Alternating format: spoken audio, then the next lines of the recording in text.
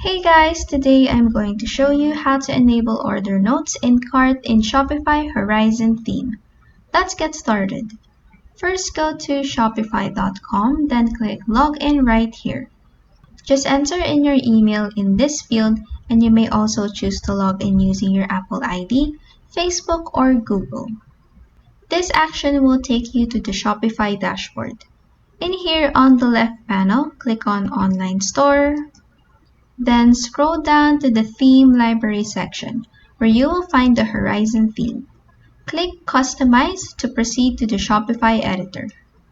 In here on the left panel, click on the Theme Settings icon. Then scroll down and click on Cart right here. Then scroll down again and look for the Allow Note to Seller option. Then enable it by clicking on the toggle right here. And that is how you can enable order notes in cart in Shopify Horizon theme. If this video helped you, please like and subscribe for more helpful tutorials.